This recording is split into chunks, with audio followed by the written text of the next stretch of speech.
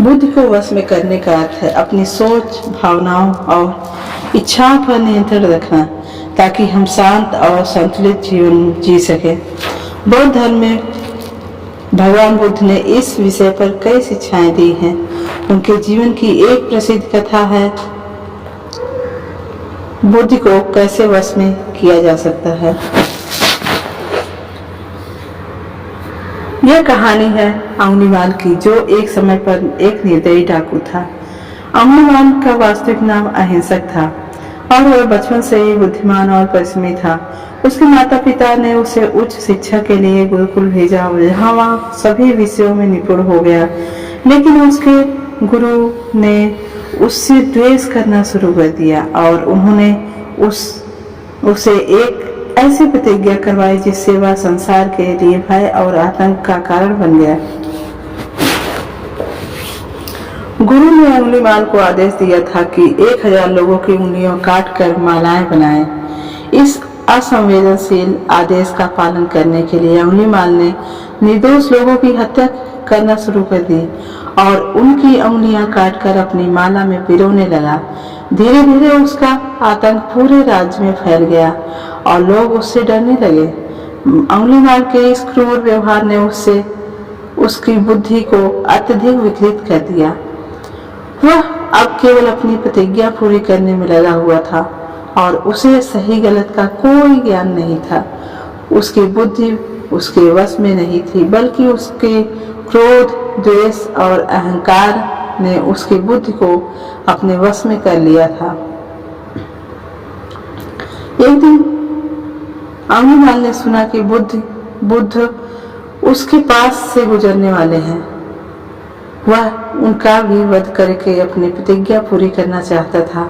लेकिन भगवान बुद्ध का आगमन, एक दिन अंगुलीमाल ने सुना कि बुद्ध उसके पास से गुजरने वाले हैं।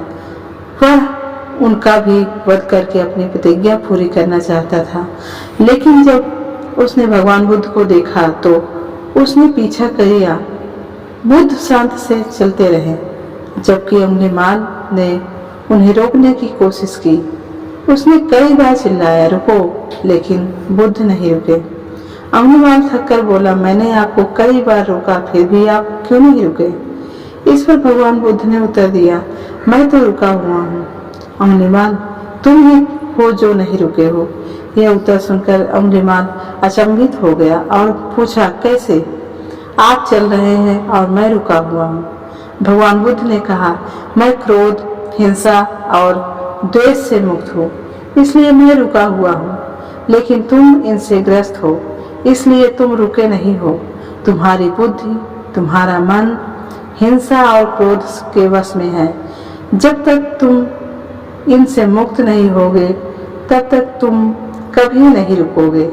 यह सुनकर अंगुलीमाल का हृदय परिवर्तन हो गया। उसे अपनी गलती का एहसास हुआ और उसने भगवान बुद्ध के चरणों में गिरकर क्षमा मांगी। बुद्ध ने उसे दीक्षा दी और एक शांत और अहिंसक जीवन जीने का मार्ग दिखाया। अंगुलीमाल ने फिर कभी हिंसा नहीं की और बौद्ध धर्म के अनुयायी बन गए। शिक्षा, इस कहानी से हमें यह सीखने को मिलता है कि बुद्धि को वश में करने का अर्थ है अपनी इच्छाओं, क्रोध और द्वेष पर नियंत्रण पाना। जब हमारी बुद्धि नकारात्मक भावनाओं के वश में होती है तो हम सही निर्णय नहीं ले पाते और जीवन में अनेक समस्याओं का सामना करते हैं। भगवान बुद्ध के अनुसार ध्यान, सही विचार और अहिंसा के मार्ग पर चलकर ही हम अपनी बुद्धि को वश में कर सकते हैं। पहला, ध्यान करने से मन और बुद्धि शांत होती है। जब मन शांत होता है तो हम अपने विचारों और भावनाओं को बेहतर तरीके से समझ सकते हैं। सही विचार, भगवान बुद्ध ने सम्यक दृष्टि या दृष्टिकोण की बात की है। इनका मतलब है कि अपने जीवन को सही दृष्टि से देखें और समझें कि हमारे कर्मों का प्रभाव क्या होगा। तीसरा, अहिंसा और करुणा। जब हम अपने जीवन में अहिंसा और करुणा को अपनाते हैं तो हमारी बुद्धि स्वाभाविक रूप से शांत और संयमी हो जाती है। हम दूसरों के प्रति दया का भाव रखते हैं और हिंसा द्वेष से दूर रहते हैं। निष्कर्ष, अमृतवाल की कहानी यह बताती है कि चाहे कोई कितना भी भटक जाए, अगर वह सही मार्गदर्शन और आत्मविश्लेषण करता है तो वह अपनी बुद्धि को वश में कर सकता है। भगवान बुद्ध ने दिखाया कि मन और बुद्धि को नियंत्रित करने के लिए धैर्य, समर्पण और सही दिशा में प्रयास आवश्यकता है।